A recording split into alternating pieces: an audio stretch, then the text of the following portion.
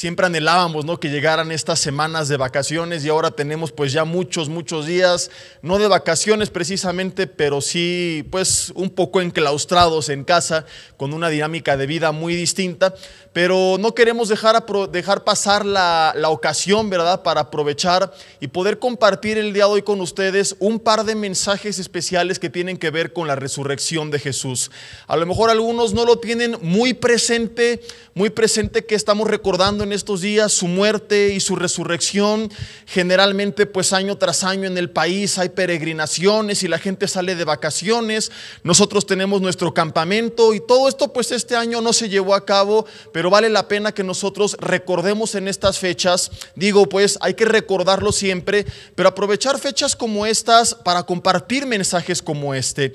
Hemos hecho a lo largo de la semana una campaña invitándole usted a que a su vez invite a otros a escuchar estos mensajes, porque vamos a ver el día de hoy en este servicio y en el siguiente, que iniciará a las 12 de la tarde con la transmisión y a las 12:40 aproximadamente la conferencia, dos mensajes completamente distintos donde estaremos viendo algunas evidencias de la vida, de la muerte y de la resurrección de Jesús. Así que en otra ocasión le diría invite a los vecinos, pero no, tiene que mantener su sana distancia, aunque si usted no ha hecho caso a las indicaciones y de todas formas ha estado de parranda, pues invite a los vecinos, y si no, llame a su familia. Si tiene gente en casa que no cree todavía, estos mensajes serán una excelente oportunidad para compartir del evangelio, porque estaremos viendo con la Biblia, pero también con documentos históricos, con evidencias extra bíblicas que la vida, la muerte y la resurrección de Jesús no son una leyenda, son una verdad histórica. Así que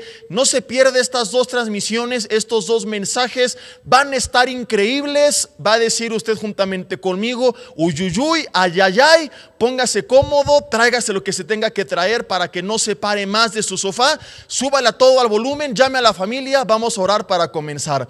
Dios, te damos gracias porque podemos hoy reunirnos a distancia para alabarte, para recibir de tu palabra, Señor. Gracias porque en estos días recordamos nosotros tu sacrificio por amor a nosotros en la cruz del Calvario, y te pedimos, Señor, que en este día, a través de estos dos mensajes que estaremos estudiando, tú puedas reforzar esta convicción en nuestro corazón. Sabemos que las evidencias no harán que la gente crea, pero sí pueden, como la respuesta que le diste a Juan cuando dudó, Señor, de ti, a pesar de que él ya te había presentado como el Mesías. Las evidencias y las pruebas y las respuestas como la que le diste a Juan sí pueden afirmarnos en la fe y fortalecernos en tiempos difíciles. Así que te pedimos, Padre, que en medio de esta situación turbulenta que estamos viviendo, en la cual algunos pueden estar perdiendo su confianza, estarse tambaleando en la fe, hoy todas estas pruebas puedan volverles a fortalecer, volverles a recordar que no estamos solos, que tú estás con nosotros, que tu vida, muerte y resurrección son una realidad, Señor, que a su vez puedan llevarnos a tomarte en serio si es que no lo hemos hecho, y que al mismo tiempo nos preparen para poder compartir con otros. Te pedimos que así sea hecho y que seas tú guiándonos, Señor, por medio de tu Espíritu Santo, quitando todo estorbo del medio para que nada se interponga este día entre tu palabra y nosotros. Dile conmigo ahí en tu casa, Señor, te pido que nada en el ambiente físico, espiritual ni emocional sea una distracción para mí. Yo te pido que pueda estar bien atento y receptivo para tu palabra, y que tu palabra me bendiga, me edifique, así como a mi familia y a aquellos con quienes yo la comparta. Te lo pedimos en el nombre de Jesús y te damos gracias. Amén. Y bueno, pues repito, para aquellos que se van uniendo a la transmisión, hoy veremos acerca de la vida, muerte y resurrección de Jesús, pero no solamente desde el punto de vista bíblico, sino con evidencias extrabíblicas. Y antes de entrar de lleno al mensaje, yo lo quiero animar, lo quiero exhortar a que, así como comparte memes en Facebook del doctor López-Gatell y del coronavirus y de todo lo que quiera compartir, compartas esta conferencia. Hemos estado insistiendo durante la semana en la importancia de aprovechar aprovechar que ahorita mucha gente está en casa para que a través de tus redes sociales tú puedas compartir este mensaje. No dejes de perder esta oportunidad y de recordar que una de las funciones de la iglesia es ser luz, es compartir la palabra, no solamente como lo hemos hecho nosotros desde el auditorio de la congregación, sino también fuera del auditorio. Y aunque ahorita pues no hay una vida social, sí puedes utilizar las redes sociales sobre texto para poder desde ahí evangelizar y que ya se te quede el hábito. Y vamos a ver el día de hoy un tema que he titulado el gran impacto de la resurrección. ¿Por qué el gran impacto de la resurrección? Porque vamos a ver evidencias bíblicas, pero también extrabíblicas, de que la resurrección de Jesús es tan verdadera y es tan comprobable que impactó la vida de diferentes personas, y además de diferentes personas, de una comunidad de miles de personas, que si Jesús no hubiera resucitado, la historia secular extrabíblica no nos contaría la historia que nos contó. Dicho de otra forma, si Jesús no hubiera resucitado, las cosas serían distintas. Pero hoy vamos a ver cómo el cambio en un grupo de personas y en toda una comunidad, este cambio que no podemos negar, no solamente porque la Biblia dice que así ocurrió, sino porque la historia demuestra que estos cambios de los que la Biblia habla en estas personas y en esta comunidad de las que te voy a hablar más adelante son reales. Estos cambios son evidencias, son testimonio fidedigno de que Jesucristo resucitó.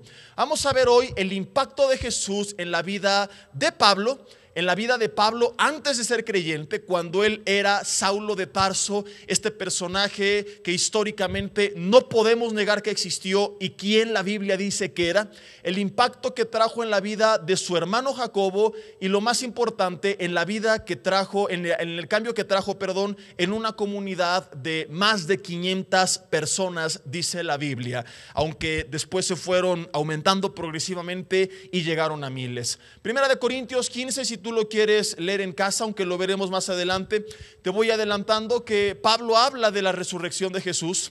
Será un pasaje que meditaremos con más detalle en la segunda conferencia de este día, pero te cuento que básicamente lo que menciona es que Jesús se aparece resucitado a los apóstoles, se aparece a su hermano Jacobo, se aparece a las mujeres, y Pablo dice, se apareció también a más de 500 hermanos a la vez, y de los cuales aún algunos viven, y se me apareció a mí. Entonces aquí Pablo está estableciendo un grupo de verdades que, si no hubieran sido ciertas, a él lo hubieran metido en aprietos, porque la historia en ese entonces se construía a base de hechos. En ese entonces no podía alguien sacar su teléfono y grabar a Jesús resucitado, tomarle una foto y subirla a Instagram o algo por el estilo. Entonces la historia se construía a base del testimonio de las personas. Cuando una persona retenía cierta historia hasta la muerte de los testigos presenciales de la misma, se consideraba demasiado sospechosa y era desacreditada. Para que una historia, y sobre todo aquellas que fuesen polémicas como el relato de la resurrección, fuera aceptada por los demás, tenía que haber diferentes testigos presenciales que dieran testimonio de los hechos y que no hubiera entre ellos contradicción. Entonces había más posibilidad de que la historia fuera verdadera.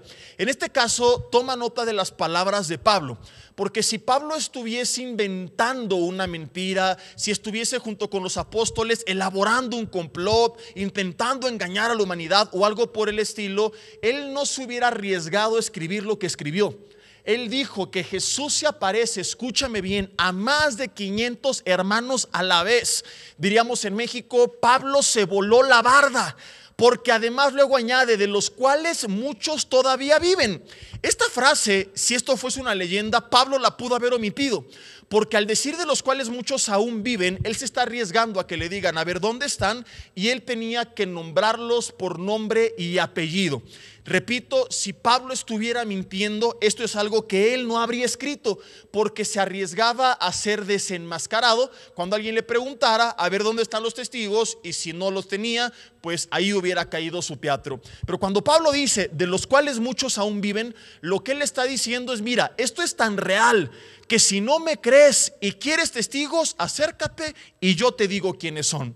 La pregunta que yo te hago hoy, 2000 años después, cuando estos testigos ya no viven y han muerto, ¿hay evidencia de que las palabras de Pablo son verdad? No podemos acercarnos con Pablo y decir quiénes son y entrevistarlos como tú quisieras, pero hoy te voy a demostrar que aún 2000 años después de su muerte, hubo un cambio tan grande en la vida de Pablo, de Jacobo y de toda esta comunidad de más de 500 personas a la vez, que tenemos evidencia histórica que confirma que las palabras de Pablo no son una mentira, que Jesús en verdad se apareció a todos estos grupos de personas después de haber sido crucificado, después de haber sido sepultado. Es tan grande el impacto que ocurre en la vida de tantas personas que hay historiadores seculares, no creyentes, repito, historiadores seculares escépticos, agnósticos, ateos, que aun cuando no creen en quién dice la Biblia que Jesús decía ser, en quién predicamos nosotros que Jesús era, es y será, ellos reconocen que esta comunidad creía haberse encontrado con Jesús resucitado. Repito, historiadores seculares que ven que la evidencia de la transformación en la vida de estas personas en la historia es tan radical y es tan genuina que ellos no pueden dejar de reconocer que ellos creían haberse encontrado con Jesús resucitado. Es la explicación que ellos dan. Historiadores seculares no creyentes dicen: ¿cómo podemos explicar el cambio histórico en la vida de Pablo, en la vida de Jacobo, en la vida de esta comunidad? No hay otra explicación más que aceptar que ellos creían haberse encontrado con Jesús resucitado. La pregunta es: ¿por qué si aceptan esta creencia en ellos, no aceptan la resurrección de Jesús? Bueno, pues porque al ser un hecho milagroso y sobrenatural les es difícil de reconocer, y entonces se inventan algunas teorías para tratar de explicar por qué estas personas creían que Jesús había resucitado. Teorías de las cuales estaré hablando en el segundo servicio para que no te lo pierdas, y que veremos que son completamente descabelladas, y que si bien para un escéptico se requiere demasiada fe para creer que Jesús resucitó, déjame decirte, y te lo voy a demostrar, se requiere mucho más fe para creer en alguna de estas teorías. El gran impacto de la resurrección, y vamos a comenzar por Pablo. No Pablo Mármol, no ese Pablo, el Pablo de la Biblia, el autor de 16 de los 33 documentos que conforman en su totalidad el Nuevo Testamento. Pablo, querido amigo que nos acompañas en casa, ya sea hermano o amigo del hermano que está siguiendo la transmisión, familiar, tío, primo, lo que sea, Pablo es reconocido por los historiadores como un personaje real.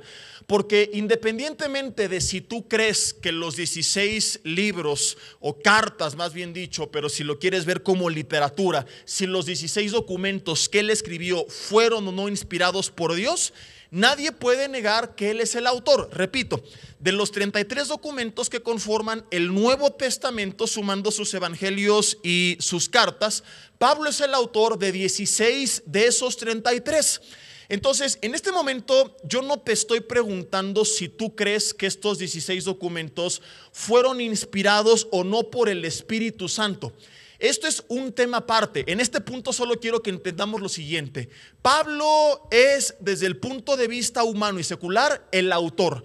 Independientemente de si tú crees que fue inspirado o no por Dios, nadie puede negar la autoría de Pablo en estos 16 documentos. Olvídate ahorita de tomarlos en cuenta como la palabra de Dios, simplemente considéralos como documentos históricos, ¿ok? Pablo escribe cartas a diferentes personas y a diferentes iglesias ubicados en diferentes puntos geográficos de su época.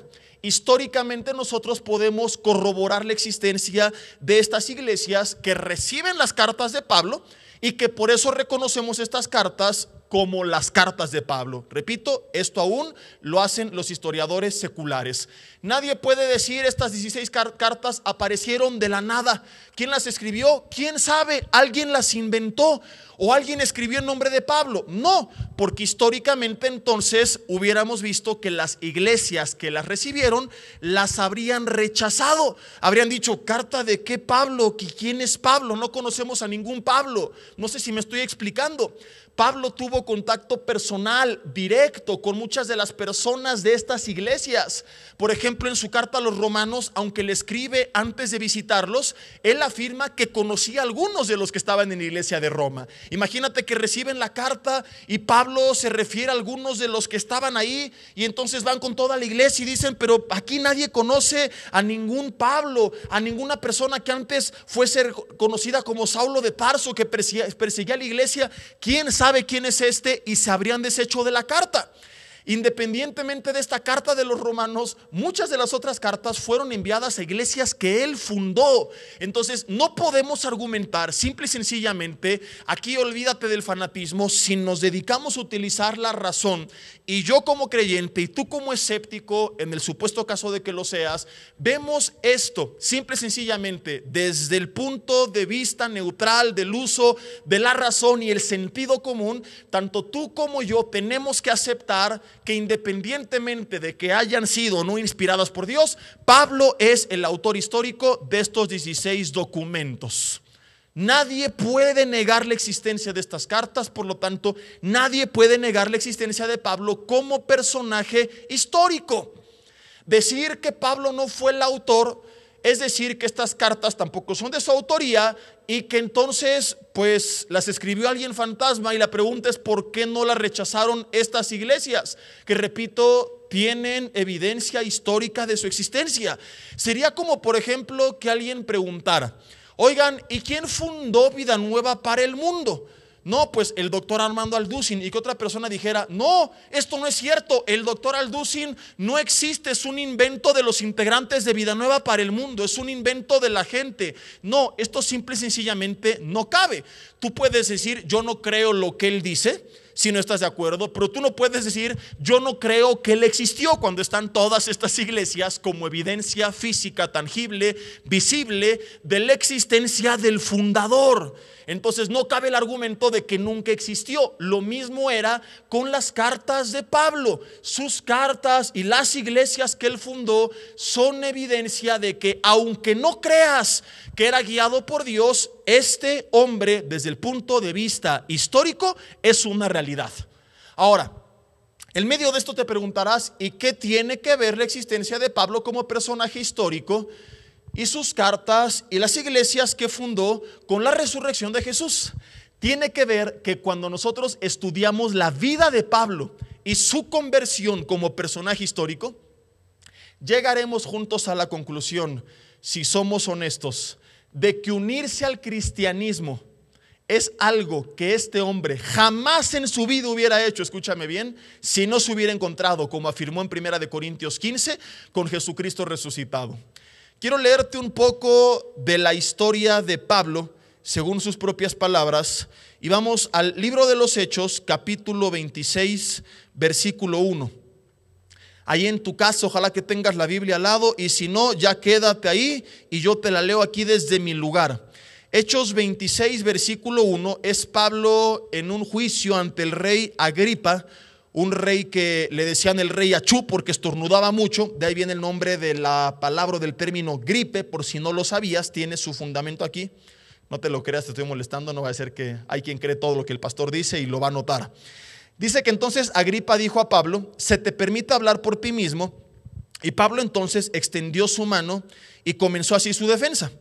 Me tengo por dichoso, oh rey Achú, oh rey Agripa, de que haya de defenderme hoy delante de ti de todas las cosas que soy acusado por los judíos, principalmente porque tú conoces todas las costumbres y cuestiones que hay entre los judíos, por lo cual te ruego que me oigas con paciencia. Yo también te pido que tengas paciencia. El mensaje de hoy tal vez no será tan práctico en cuanto a los principios que enseñemos para la vida como otros mensajes, quizá no será tan ameno, pero va a estar interesantísimo todo lo que vamos a aprender.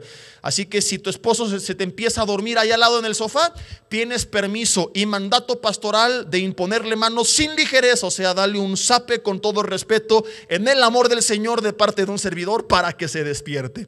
Dice en el versículo 4: mi vida pues desde mi juventud, la cual desde el principio pasé en mi nación en Jerusalén, la conocen, fíjate, todos los judíos. Vuelvo a lo mismo. Si Pablo es un impostor en este momento, quien lea la carta o la gente que estaba ahí con él o el mismo rey Agripa va con todos los judíos y hubiera desmentido quién este hombre decía ser. Pero fíjate cómo él está utilizando y apelando a lo que yo te mencioné al principio, a los testigos de los hechos en su defensa. Rey Agripa, este rey existió según la historia. Rey Agripa, si tú no me crees lo que te voy a contar, puedes consultarlo con cualquier judío. Pablo era un hombre que tenía una gran reputación. Son datos, te lo cuento, querido amigo, que no pudo alguien haber inventado.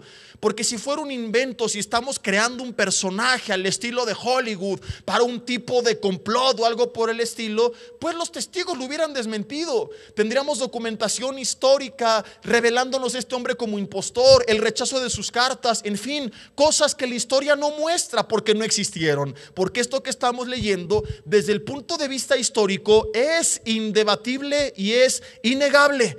Dice, la cual conocen todos los judíos, los cuales también saben que yo desde el principio, si quieren testificarlo, fíjate este lenguaje que tiene la Biblia que no encuentras en otros textos supuestamente sagrados.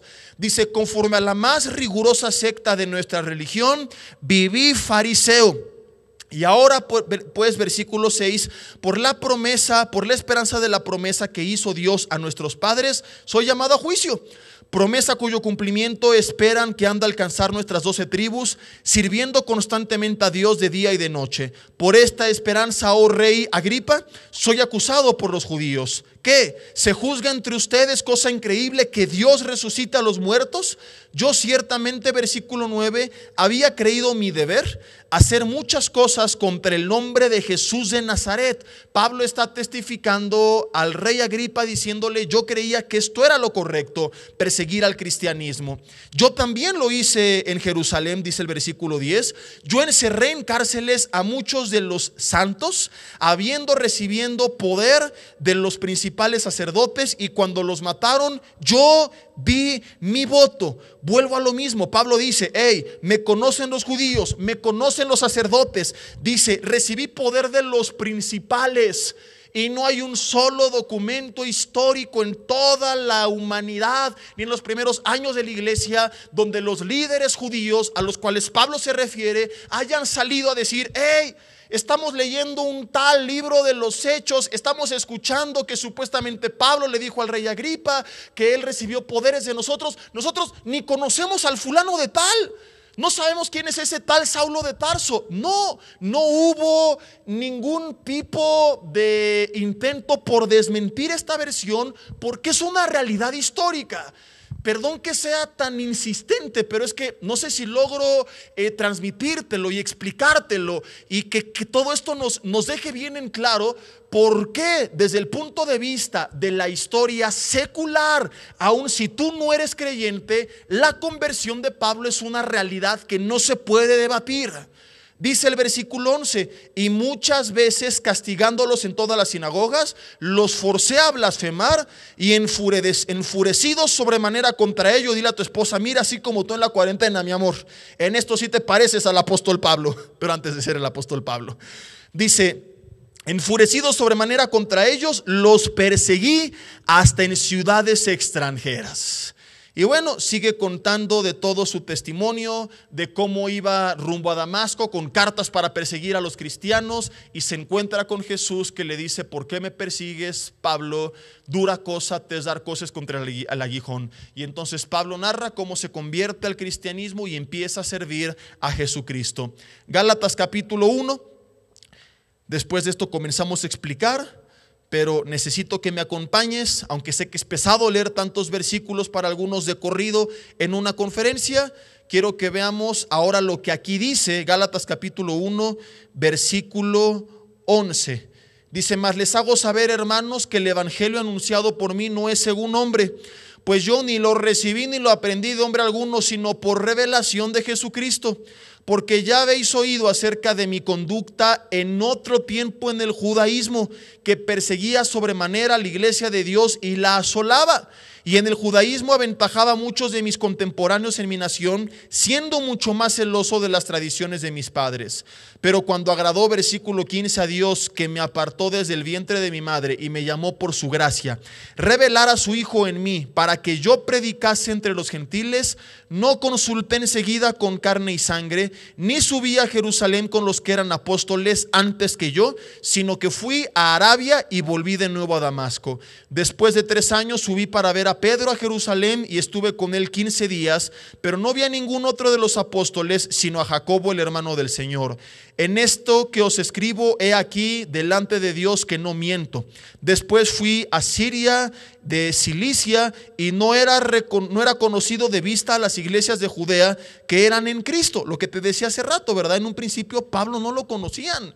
Entonces, si alguien hubiera inventado cartas en su nombre, las hubieran rechazado. ¿Quién es este hombre? ¿Por qué las reciben? Porque después pues se gana cierta reputación entre la iglesia de Cristo. Solamente versículo 22, oían decir: aquel que en otro tiempo nos perseguía, ahora predica la fe que en otro tiempo asolaba, y glorificaban a Dios en mí. Hago un paréntesis para decirte que ese familiar tuyo del cual te quejas al día de hoy de que no ha venido a los pies de Cristo, probablemente el día que venga a los pies de Cristo se convierte en un Pablo que predique su palabra y Dios va a ser glorificado.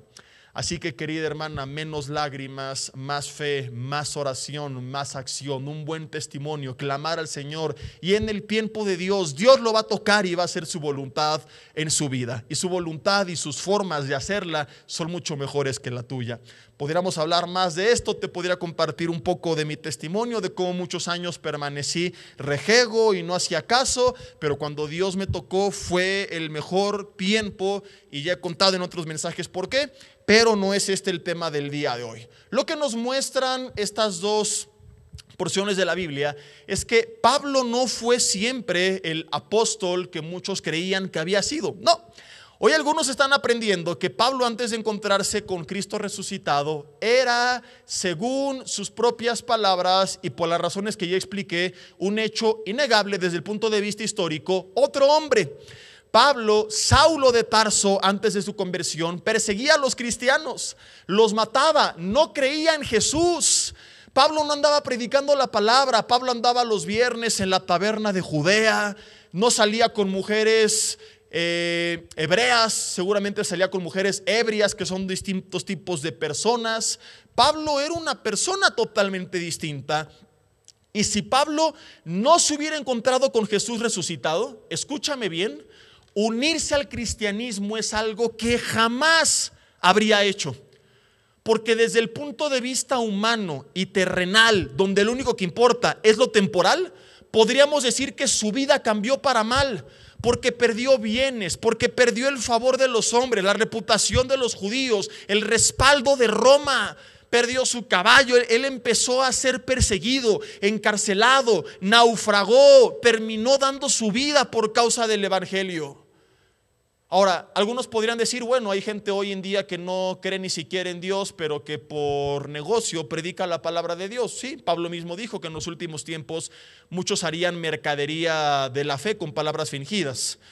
Algunos de los cuales pues Dios empieza a sacar a la luz de diferentes formas, ¿verdad? Una de ellas que precisamente en estos tiempos no todos siguen predicando la palabra de Dios, ante lo cual yo me pregunto, ¿qué? Entonces solamente cuando vienes a la iglesia y la gente deposita su ofrenda sistemáticamente semana y semana predicas la palabra de Dios, y cuando no, entonces Dios no te está llamando. Yo insinué un poco de esto, acerca de esto, en la carta que escribí hace unas semanas titulada Carta al Coronavirus, donde mencionaba que algunos claudicarían, pero quienes realmente amamos a Dios seguiríamos adelante pase lo que pase. Entonces, yo quiero que tú entiendas que aquí este argumento no cabe. Porque si bien es cierto que hoy mucha gente, probablemente hasta atea, ocupe lugares tras los púlpitos y predique de un Jesús en el cual ni ellos creen, simplemente por hacer negocio, en ese entonces este argumento no cabría, porque en ese entonces los cristianos que eran verdaderos cristianos no ganaban nada por su fe. Nada desde el punto de vista humano, terrenal, donde lo único que importa, como ya lo dije, es lo temporal. ellos perdían su vida, ellos perdían sus bienes, perdían su familia, perdían su reputación. Entonces aquí no cabe de que Pablo por conveniencia se unió al cristianismo, porque humanamente hablando él no ganaba nada, él lo perdió todo. Su caso es completamente distinto. Y en medio de esto te quiero hacer una pregunta y quiero que la respondas conmigo. Vamos a suponer que nunca te han contado del cristianismo y que nunca has escuchado los argumentos ateos, ni argumentos a favor de Cristo, ni argumentos en contra de Cristo, y estás escuchando esta historia por primera vez en tu vida y te cuentan de la transformación en la vida de este hombre. Y respóndeme, ¿quién en sus 5 sentidos, quién en el sano uso de su razón habría dejado todo: fama, reputación, renombre, bienes, salud, ciudad, familia, estabilidad? Escúchame, por unirse a una farsa, a una mentira, a un engaño que días atrás él mismo estaba persiguiendo. ¿Quién habría cambiado su vida tan radicalmente, no ganando nada sino perdiéndolo todo, para unirse a un grupo que días atrás considerabas una farsa y que perseguías? La respuesta es nadie. Por eso cuando Pablo le cuenta al rey Agripa de su conversión y de su encuentro con Jesús resucitado, ¿sabes cuál fue la respuesta del rey Agripa en el versículo 24? Le dijo: Pablo, estás loco. Y no es como cuando tú dices: ay, creo que ya estoy enloqueciendo en esta cuarentena, que lo dices a modo de broma, aunque algunos tal vez lo digan en serio. No, en este caso Agripa lo dijo en serio: Pablo, las muchas letras te están volviendo loco, porque sonaba tan descabellado ante este rey Agripa, que conocía de Pablo y sus estudios y su reputación y su conocimiento, porque él era un hombre intelectual. No era alguien con el garrote que le dijeron: Jesús resucitó, oh, Jesús. No, miren amigos, no tenían iPhone y iPod y iBaño y todas estas cosas, pero no eran tontos. No escuchaban sus alabanzas en Spotify, ni se congregaban online a través de Facebook cuando entraban en cuarentena. Pero era gente que tenía sano juicio, que tenía uso de razón. No estamos hablando de tontos, no estamos hablando de gente cavernícola, estamos hablando de gente pensante, estamos hablando de gente inteligente. Y más Pablo, que era un hombre preparado, tan preparado que el rey Agripa dice: ¿sabes qué? No encuentro otra explicación para esto que me predicas, que es una locura. Mi única explicación, no de forma simbólica, sino literal, es que estás enloqueciendo de tanto que has estudiado. Es que te estás volviendo loco. Y por eso el mismo Pablo dijo: sí, la palabra de la cruz, 1 Corintios 1:18, a los que se pierden es locura. No lo entienden. Nos catalogan como fanáticos, dicen: están locos. La pregunta que yo te hago: ¿Pablo estaba loco? ¿Puede un psiquiatra, un psicólogo estudiar su vida, meditar en su obra, en sus hechos y diagnosticarlo clínicamente como un hombre con algún problema mental? No. Hazle el estudio que quieras y vas a estar de acuerdo conmigo que un hombre con trastornos mentales jamás habría podido llevar a cabo la obra que él hizo en ese entonces. Viajar 3 veces por todo el mundo entonces conocido y predicar la palabra y utilizar el lenguaje que utilizaba en sus cartas que tú puedes leer. Y si nunca lo has hecho, te invito a que tú lo hagas. Te vas a dar cuenta de la complejidad de sus palabras, y más en esa época donde no todos eran estudiados. Y este hombre no podía estar loco. Un loco no pudo haber hecho lo que él hizo. ¿Y a qué conclusión nos lleva todo esto? En primer lugar, que si Pablo cambió tan radicalmente su vida, repito, verdad reconocida por los eruditos, de perseguir al cristianismo en un día y estar dando su vida por él al día siguiente, y la explicación que estaba loco no cabe, y la explicación que lo hizo por conveniencia tampoco cabe, te pregunto, ¿qué otra explicación, utilizando la razón y la lógica y el sentido común, podemos aceptar? Querido amigo, si tú eres honesto juntamente conmigo ahí en tu lugar, creo que tienes que reconocer que estés o no de acuerdo, que creas o no en la resurrección de Jesús, no podemos negar que si Pablo cambió es porque al menos él creía y estaba seguro que se había encontrado con Jesús resucitado. Es tan lógica y tan coherente esta línea de razonamiento que, como dije al principio, para quienes apenas se van conectando, los mismos historiadores seculares escépticos creen que los discípulos y Pablo y toda la comunidad de la que hablaremos más adelante, ellos, los escépticos historiadores actuales, reconocen que toda esta gente creía haberse encontrado con Jesús resucitada. Y estos escépticos dicen, ok, esto es lo que ellos creían, pero como yo no puedo creer en la resurrección, me tengo que inventar otras teorías para explicar por qué ellos creían eso, que no tiene ni pies ni cabeza. Y si no tiene ni pies ni cabeza, solamente hay una conclusión: el testimonio de Pablo es verídico. Si él cambió tan radicalmente, es porque, como le escribió en 1 Corintios 15, Jesús, al último de todos, después de haber resucitado, se le apareció a él. Jesús, queridos amigos, no es una leyenda, no es un invento de Roma, no es un invento de la humanidad, es un personaje histórico. Su muerte es histórica y su resurrección también es un hecho histórico, verdadero y comprobable. Él no se quedó en la tumba, Él se levantó a los 3 días de entre los muertos. Él no fue vencido por la muerte, Él venció a la muerte y al pecado. Y Él dijo antes de partir: yo soy la resurrección y la vida, y todo aquel que cree en mí, aunque esté muerto, vivirá. De modo que si tú crees en Él, el día de mañana te puede matar el coronavirus o tu esposa en la cuarentena o lo que sea, pero entiéndelo, esta es la esperanza del cristiano, como lo he predicado desde hace un par de semanas atrás. No que Dios me va a guardar de la enfermedad, aunque creo que lo puede hacer, pero aun cuando no lo hiciera, nuestra esperanza está en que esta vida para nosotros no es todo. Nuestra esperanza es que así como Jesús resucitó el día de nuestra muerte, nuestros días no terminan, porque también hemos de resucitar.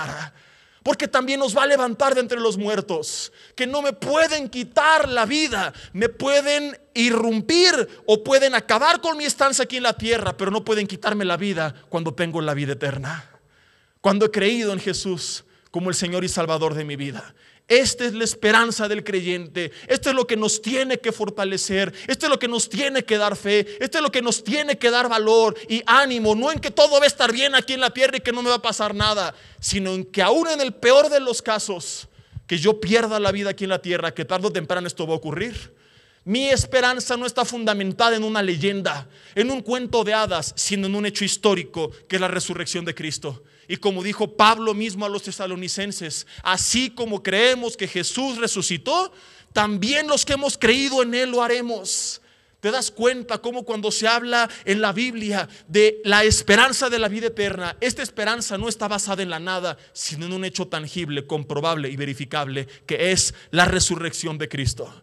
Y por eso Pablo dijo en 1 Corintios 15, si Jesús nos resucitó, van de nuestra fe. Estamos perdiendo el tiempo. Estás perdiendo todo el tiempo tú ahí en tu casa y yo aquí transmitiendo desde este lugar. Comamos y bebamos que mañana moriremos. Pero si seguimos predicando la palabra y lo seguimos buscando y lo seguimos amando y perseveramos en todo momento, es porque creemos que no pertenecemos a una religión, que no servimos un hombre, que tenemos una relación con un Dios vivo, al que prontamente veremos cara a cara, con quien algún día, y yo creo en lo personal que ese día cada vez está más cerca, veremos frente a frente. Jesús no es un invento. Yo no entiendo cuando la gente dice, no, ni siquiera existió, por Dios.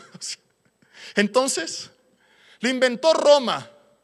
Y así de, como lo hacen los jóvenes, ¿no? ¿Cómo lo va a inventar Roma? Si Roma es en el 312 cuando adopta el cristianismo como su religión oficial, y 200 años antes de esa fecha ya teníamos literatura extrabíblica que confirmaba la historicidad de Jesucristo. Documentos de los primeros líderes de la iglesia citando las escrituras como hoy las conocemos, hablando de Jesús. Tenemos a la fecha, tenemos manuscritos de los primeros documentos del Nuevo Testamento que se preservan intactos, no todo el Nuevo Testamento, pero sí hay porciones de él de 200 años antes de Roma. Repito, estamos hablando de antes del 100 después de Cristo, que cuando tú los comparas con nuestro Nuevo Testamento son el mismo.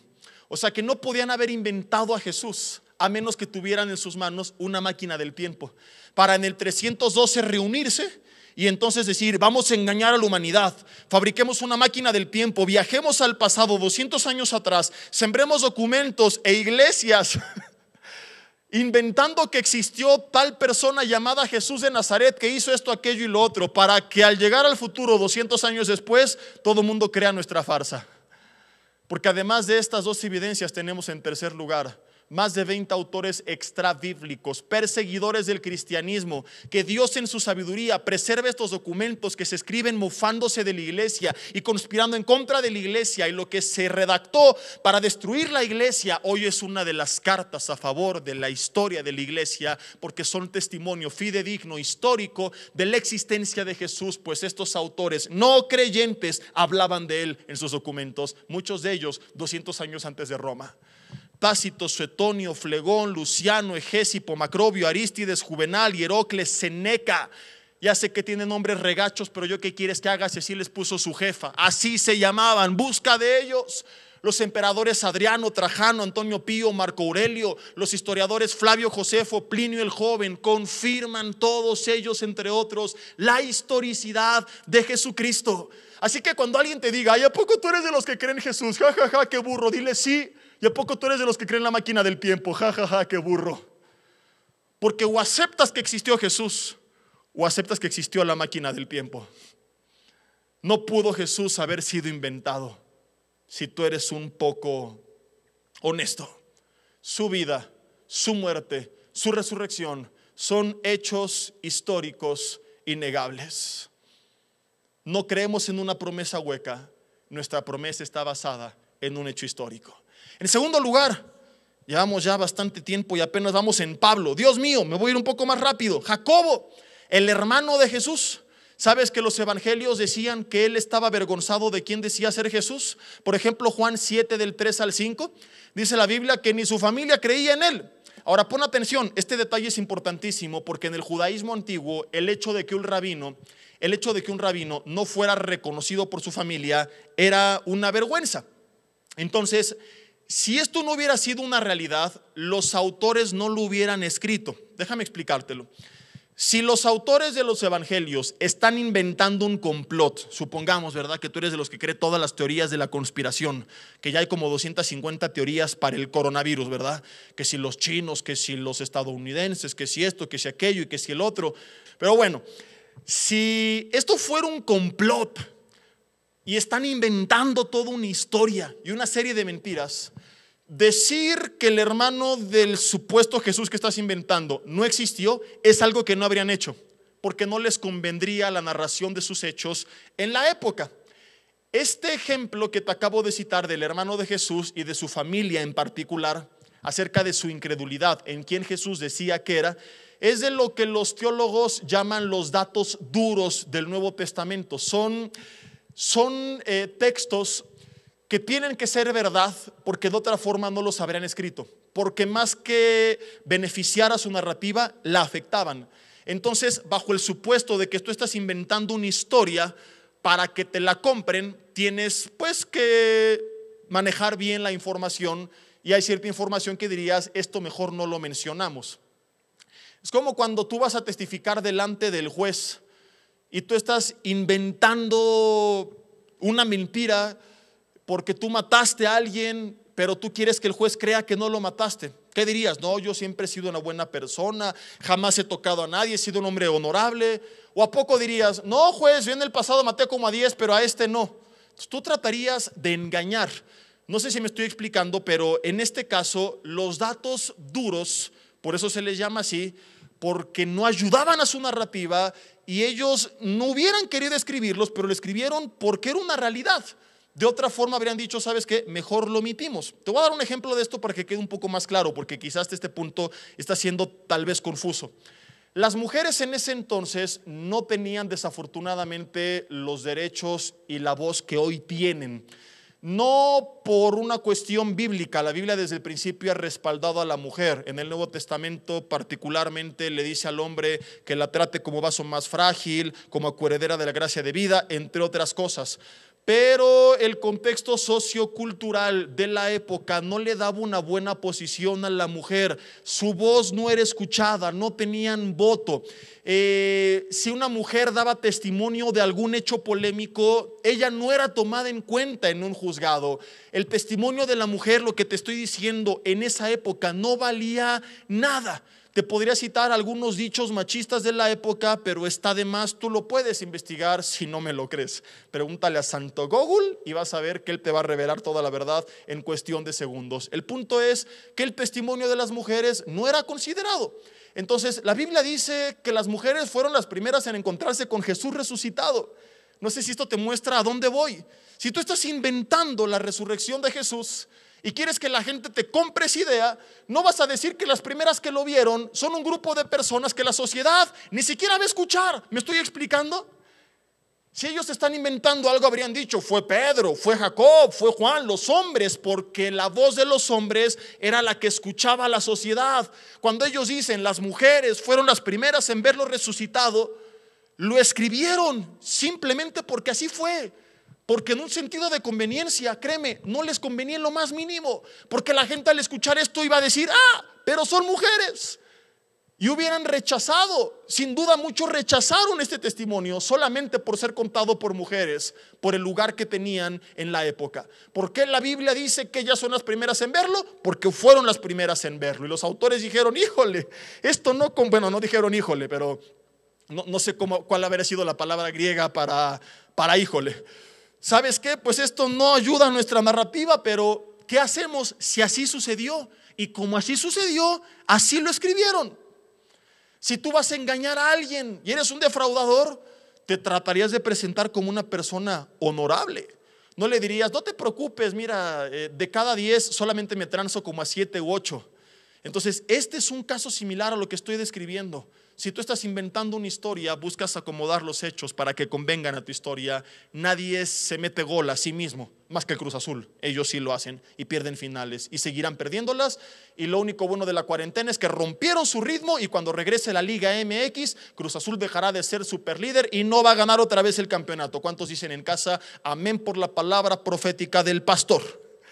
Entonces regresamos a nuestra historia. Y en este punto queda bien claro que si la Biblia dice que Jacobo, hermano de Jesús, se avergonzaba de quien decía ser él, no es porque conviniera a la narrativa, sino porque así fue. Y aunque no conviniera, así lo tuvieron que escribir, porque así se los dictó el Espíritu Santo. No podían ir en contra de la inspiración divina. Bueno, pasan los años y ahora entra en escena Josefo, porque yo podría narrarte lo que la Biblia dice de Jacobo, de cómo se convirtió en el líder de la iglesia de Jerusalén y vino a los pies de Cristo, y cómo escribe la carta de Santiago, que es el mismo hombre, Jacobo Santiago.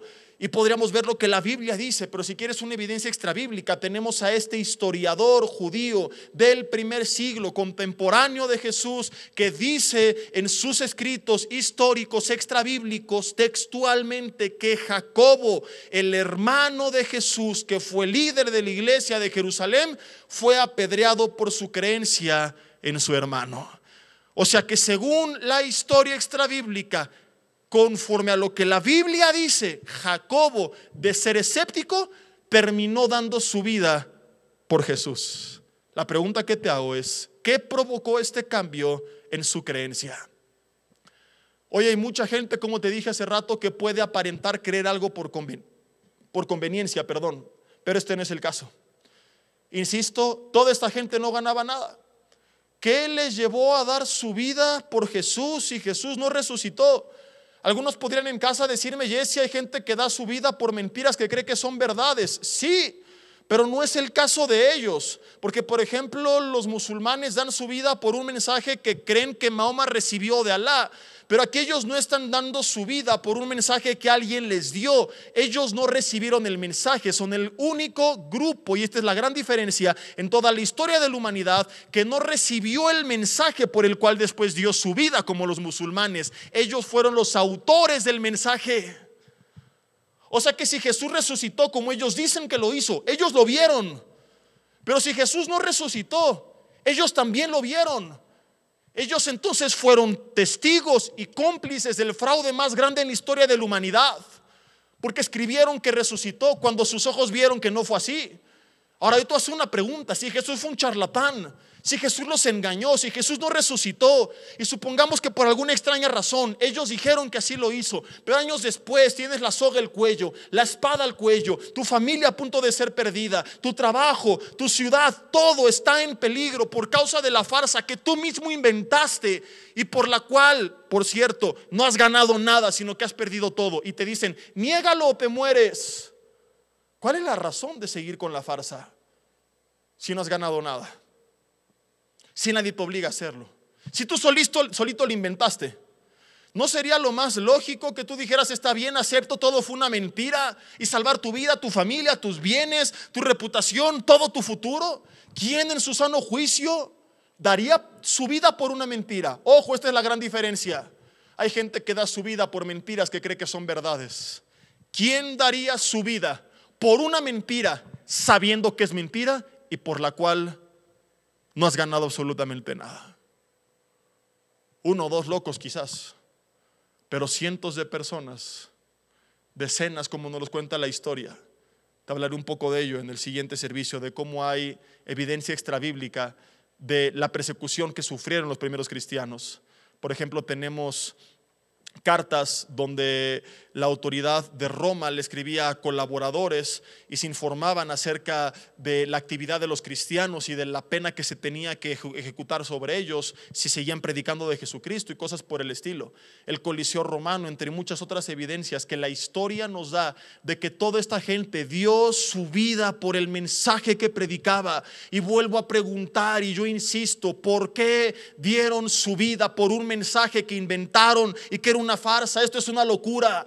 La única razón lógica, la única respuesta posible, querido amigo que nos escuchas en casa, querido hermano, es que si toda esta gente, incluyendo a Jacobo, dio su vida por el mensaje que escribió, es porque ellos sabían que este mensaje no era mentira. Ellos estaban seguros que este mensaje era verdad, no porque se los contaron, sino porque lo vieron. Vieron a Jesús a los 3 días levantarse de entre los muertos. Sus propios ojos lo atestiguaron. No podían negarlo, no podían, como le dijo Pablo a las autoridades romanas, Pedro, cuando le dijeron en Hechos 4: deja de hablar de Cristo, y él dijo: es que esto no es una imposición, no puedo dejar de hablar lo que he visto y lo que he oído.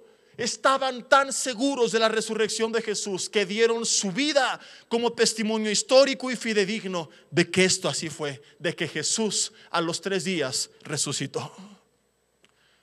¿Quieres una evidencia?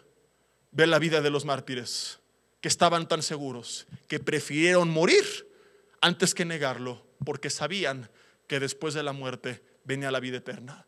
De modo que cuando la autoridad les decía: niégalo, te mato, mátame, tú no puedes quitarme la vida que Él me ha dado. Yo lo vi resucitar con mis propios ojos, y Él me prometió la resurrección y me demostró que tiene el poder sobre la vida y la muerte al levantarse de entre los muertos. Así que el día que tú acabes con mi vida, viene para mí la vida eterna. Tan fuerte era esta convicción que así lo hicieron. Y en tercer y último lugar, nos quedan 10 minutos, tenemos a toda una comunidad judía. Pablo dice en 1 Corintios 15 que se aparece a más de 500 hermanos a la vez. Ahora la pregunta que te hago en casa, como te dije al principio: ¿no se voló Pablo la barda? Ya habló de los apóstoles, de las mujeres, de Jacobo, de él mismo, pero no es muy aventurado decir que Jesús apareció resucitado a más de 500 personas al mismo tiempo. No, Pablo fue muy lejos cuando dijo: de los cuales aún algunos duermen, pero muchos viven todavía. O sea, si quieres, pregúntales: ¿hay evidencia de que esto fue así? Asombrosamente la respuesta es sí. Sí hay evidencia de este testimonio de más de 500 personas a la vez. Y con esto quiero concluir. En los tiempos de Jesús, los judíos habían sido perseguidos por más de 700 años por los babilonios, asirios, persas, griegos, romanos.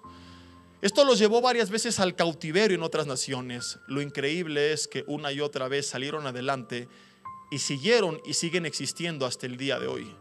No solamente se preservaron como personas, sino que conservaron su idioma, su cultura, sus creencias, su religión, sus tradiciones, sus fiestas, todo lo que hace que un judío todo lo que caracterizaba a un judío como judío se preservó hasta la fecha. En cambio, no vemos descendientes de otros pueblos que existieron a la par junto con ellos, como los hititas, fereceos, amonitas, asirios, persas, babilonios, etc. Todos estos desaparecieron. La pregunta que yo te hago es: ¿qué marcó la diferencia? ¿Por qué los judíos permanecieron y prevalecieron a pesar del cautiverio y no fueron asimilados por otras naciones, mientras que otras civilizaciones y culturas sí? La diferencia es que lo que hacían los judíos, es decir, las estructuras sociales que conformaban su identidad, eran tan importantes para ellas, puesto que creían que Dios se las había encomendado y que del cumplimiento de ellas dependía su vida, la vida eterna y la de su descendencia, que eran sumamente estrictos en transmitirlas a las siguientes generaciones. Las celebraban cada semana en la sinagoga, las reforzaban con rituales, con fiestas, porque si no lo hacían, estaban convencidos que al paso de los años no quedaría ningún judío, serían asimilados por otras culturas, como sucedió con los otros pueblos. Es por eso que eran tan estrictos en la transmisión de estas estructuras. Ahora, en medio de este escenario, aparece un hombre al que todos conocían como Jesús de Nazaret. Comienza a ganar algunos seguidores de clase baja, algunos de clase alta, se mete en problemas con la autoridad y termina 3 años y medio después de su aparición aproximadamente, muriendo crucificado junto con otros 1000 judíos de ese periodo. Pero a diferencia de los otros 1000, la gran diferencia es que 5 semanas después de su crucifixión, más de 10,000 judíos lo están siguiendo. Te recomiendo mucho que cuando termine la cuarentena busques en cualquier mesa de materiales de Vida Nueva para el Mundo, o pídemela a mi página de Facebook personal, a la página de Jesse Bermúdez, y te la envío a domicilio. Eso sí, la vas a pagar, ¿verdad? Porque soy pastor, no narcotraficante, así que no me alcanza para regalarla a diestra y a siniestra. Pero hay una serie de 27 mensajes, 27 horas, que titulé Jesucristo, la verdadera historia detrás del mito. Y uno de los temas es cómo hay evidencia de que se predicaba la resurrección en este grupo de más de 10,000 personas a una temprana edad, es decir, semanas después, como lo estamos viendo, de la resurrección de Jesús. Estos 10,000 personas están ahora dispuestos a abandonar o a alterar todas o alguna de las 5 estructuras o instituciones sociales de las que te hablé hace rato, que recibieron desde su infancia y que sus antepasados habrían preservado con gran rigor y que ni aún los imperios que los llevaron cautivos les lograron arrebatar. Es decir, que ocurrió una revolución social y teológica en sus vidas, un cambio sin precedente histórico. Estas 5 estructuras o estos 5 cambios fueron, te los menciono rapidísimo porque se nos ve el tiempo. En primer lugar, desde los tiempos de Abraham y Moisés, les habían enseñado que tenían que ofrecer animales para redención de sus pecados. Dejan de hacerlo, puesto que ahora predicaban: Jesús ya había pagado por todos sus pecados, arriesgándose que si no fuera así, sus almas y las de su descendencia se perderían para siempre en el infierno. 2, para ellos era importantísimo, y además creían que les diferenciaba del resto de las naciones, guardar la ley dada por Moisés. Ahora predican que ya no tienen que hacerlo, puesto que Jesús ya cumplió con la ley y que ya no caminan bajo la ley sino bajo la gracia. ¿Qué llevó a esta comunidad judía no solo a dejar el sistema de sacrificios del Antiguo Testamento, sino además a dejar de estar aferrados a la ley que preservaron por generaciones? 3, eran guardianes celosos del Shabbat, el día de reposo. Ellos no hacían nada en sábado. Esta tradición milenaria después de Cristo termina en esta comunidad. 4, eran creyentes celosos monoteístas. Creer en muchos dioses era una blasfemia para ellos, pero enseñar que Jehová era uno, junto con Cristo y el Espíritu Santo, y hablar de un Dios trino, Padre, Hijo y Espíritu Santo, era peor. Que un judío se vaya a otra religión es un caos, pero que enseñe que el Dios de su religión y del Antiguo Testamento, que Jehová es uno, pero que lo conocemos como Dios Padre, Dios Hijo, Dios Espíritu Santo, para ellos es mucho peor. Una enseñanza que de haber sido predicada días atrás lo hubieran tachado de sacrilegio, de herejía, de blasfemia. Ahora la reciben, le enseñan y dan su vida por ella. Y por último, ellos esperaban al Mesías como un poderoso gobernante mundial que vendría a liberarlos de los romanos, en este caso, como un político, como un militar, algo por el estilo. Es lo que siguen esperando muchos judíos actualmente. Es lo que la Biblia llama en el Nuevo Testamento como el anticristo, que los vendrá a engañar, y que muchos creemos que no falta mucho para que esto suceda. Es probable que después de esta situación venga una gran crisis mundial, seguido de esto un nuevo gobierno mundial, seguido de esto la manifestación del anticristo, pero ya para ese entonces nosotros no estaremos aquí, y esta es otra historia. El punto es, porque ahora aceptan a un Mesías que vino primeramente a salvarlos del pecado, cuando habían esperado un Mesías no que venía a salvarlos espiritual, sino físicamente. ¿Cómo explicas, querido amigo en casa, que en un periodo tan breve de tiempo no solamente un judío, sino miles de ellos estén dispuestos a abandonar o alterar cada una de estas 5 instituciones o creencias que habían creído, recibido, preservado, defendido con gran rigor años atrás, a pesar del cautiverio? Explícame en casa y sé honesto, ¿cómo un carpintero de Nazaret logró un cambio en ellos que ningún imperio en toda la historia antes llevó a cabo? ¿Cómo es que un carpintero de Nazaret pudo revolucionar su vida con sus enseñanzas de tal forma que nunca antes esto había ocurrido? ¿Cómo en cuestión de semanas tienes a 10,000 personas cambiando lo que no cambió ni uno solo en toda su historia, a pesar del cautiverio de tantos imperios? La única respuesta posible es que 1 Corintios 15 no es Pablo volándose la barda, es Pablo escribiendo lo que pasó. Más de 500 lo vieron levantarse de entre los muertos, más de 500 lo vieron resucitado. Y es por eso que creyeron que ahora él era su sacrificio, que Él había cumplido con toda la ley, que en Él estaba su paz, que en Él estaba la redención de pecados, que en Él estaba la vida eterna. Y por eso es que abandonaron estas prácticas, estas creencias, estas estructuras, porque sabían que ahora era Jesús en quien debía estar puesta su mirada, que ahora era su palabra la que debían de seguir, que ahora caminaban en una nueva época, la de la gracia, por medio de la sangre de Cristo. Y tan seguros estaban que abandonaron o alteraron estas 5 estructuras que por siglos, escúchame, por siglos habían preservado. Puede que para algunos esto no sea tan impactante, porque vivimos en una cultura donde las creencias son muy fluctuantes. Hoy crees en Dios, mañana perdiste el trabajo, pasado mañana eres ateo. En 3 días lo recuperaste otra vez, vuelves a creer, pero ahora vas a parar de sufrir, y luego lo perdiste y te vas con los mormones. Y así es la gente, ¿no? Hay jóvenes que están aquí el viernes, quieren predicar la palabra de Dios por todo el mundo. Siguiente viernes los truena la novia y para la siguiente semana ya son ateos. La gente cambia sus creencias cada rato. Hoy sabemos que cuando una familia emigra al extranjero, en 3 o 4 generaciones habrá perdido por completo la identidad nacional. Pero entiende que este no es el caso.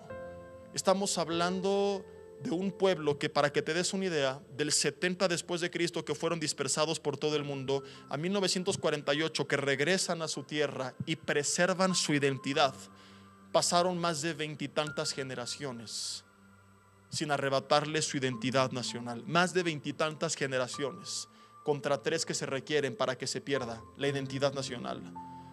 ¿Cómo un pueblo tan estricto lo logró? Por la razón que ya explicamos hace unos segundos. Ahora, ¿cómo Jesús logró este cambio en un pueblo tan estricto? Con su resurrección. No hay otra explicación. Ningún argumento o enseñanza los pudo convencer de lo contrario. Jesús apareció a más de 500 a la vez. Y concluyo con esto. ¿Qué pasó con el Mesías poderoso que estaban esperando? Se pueden preguntar algunos en casa. Ya hablamos de por qué dejaron todo lo demás, porque creyeron que Jesús lo había cumplido. Pero ¿qué hay de ese poderoso gobernante que estaban esperando, que vendría a rescatarlos físicamente, como lo promete el Antiguo Testamento? Y no lo hizo. Y por cierto, en esta serie que te recomendé, hablo de las profecías del Antiguo Testamento, donde claramente se habla de 2 venidas del Mesías.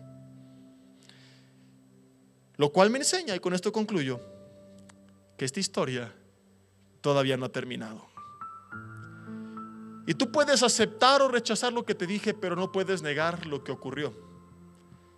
De la misma forma que puedes aceptar o rechazar lo que la Biblia dice que va a ocurrir, pero no puedes evitar que suceda. Tan real como fue la profecía y se cumplió de su primer venida, tan real es la profecía de su segunda venida. Y escúchame, lo creas o no, se cumplirá. Dios no necesita de tu fe para cumplir su palabra. Dios la va a llevar a cabo sí o sí. Y la única pregunta a responder es: ¿en qué lado de la historia estarás tú? ¿Recogiendo con Él o desparramando en contra de Él? Porque la Biblia dice en Apocalipsis 19, esto que prontamente veremos, que es Jesús. Juan vio el cielo abierto y un caballo blanco, y el que lo montaba se llamaba Fiel y Verdadero, y dice que con justicia juzga y pelea. Ahora viene a juzgar. Se acabará el tiempo de la gracia, viene el tiempo en el que Él viene a juzgar a la tierra. Sus ojos eran como llama de fuego y había en su cabeza muchas diademas, y tenía escrito un nombre que ninguno conocía sino Él mismo. Estaba, versículo 13, vestido de una ropa teñida en sangre, y su nombre es el Verbo de Dios. Versículo 14 dice que los ejércitos celestiales, ahí estamos tú y yo, vestidos de lino finísimo, que son nuestras vestiduras, limpias por la sangre del Cordero, blanco y limpio, le seguían en caballos blancos. De su boca sale una espada aguda para herir con ella a las naciones.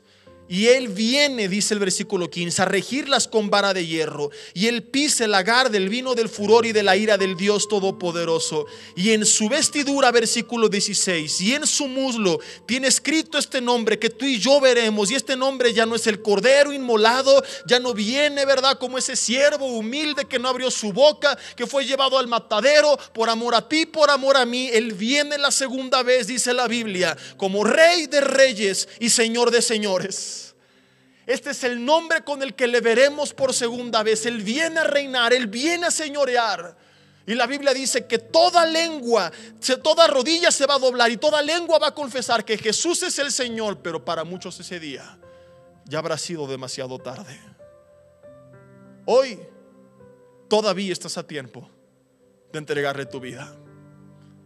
Hoy, que su misericordia es nueva cada mañana, puedes creer que Él vino a morir por obediencia al Padre y por amor a ti, por tus pecados y los míos. Y puedes poner en Él tu esperanza, arrepentirte y pedirle perdón, recibirlo, y junto con el perdón el regalo de vida eterna, la paz y la seguridad de la vida eterna, la confianza de que en el peor de los casos, que te matara el coronavirus, acaba con el hombre físico pero no con el espiritual. Inmediatamente tú vas a la presencia de Dios. Yo te invito ahí en tu lugar, en casa, a que cierres tus ojos y que le digas: Señor, perdón porque he sido soberbio, te he rechazado, me he alejado de ti. Y tal vez no con mis palabras, pero sí con mis hechos te he dicho que no te necesito. Hoy me arrepiento y te quiero entregar mi vida. Quiero decirte que creo en la vida, muerte y resurrección de Jesús. Ya no quiero seguir peleando contigo. Aunque hay cosas que no entiendo, que me afligen, cuestionamientos que tú has de responderme, ya no quiero estar lejos de ti. Ya no quiero pelear con mi Creador. Te quiero rendir mi vida, abrirte mi corazón y pedirte que tú vengas a reinar en él. Límpiame con la sangre que Jesús derramó en la cruz del Calvario por mis pecados, y perdóname. Ayúdame a cambiar y a hacer tu voluntad. Dame la paz y la esperanza de la vida eterna. Quiero que seas mi Señor y mi Salvador, mi Padre y mi mejor amigo. Quiero aprender a conocerte y aprovechar los días que quedan de esta cuarentena para comenzar a leer tu palabra y aprender más de ti. Porque cuando salga de casa ya no quiero salir solo, quiero salir tomado de tu mano, porque entiendo que te necesito. Gracias por tu vida, por tu muerte y por tu resurrección. Y porque yo creo de en adelante que el día que yo muera, debido a lo que tú hiciste, no a lo que yo pueda hacer, sino a lo que tú hiciste, en lo cual yo hoy he creído, el día que yo muera me espera también la vida eterna. Gracias porque esta promesa es fiel y verdadera, y porque pronto vienes por tu iglesia, y cuando vengas yo estaré en la lista.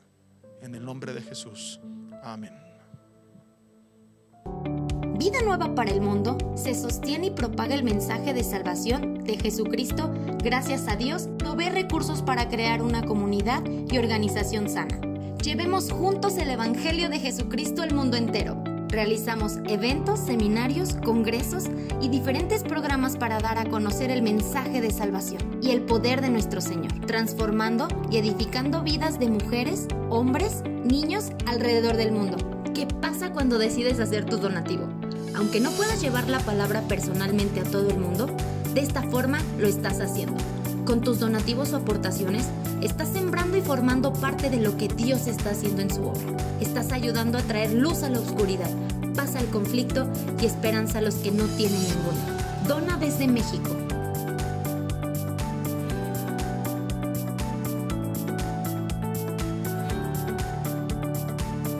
Dona desde Estados Unidos.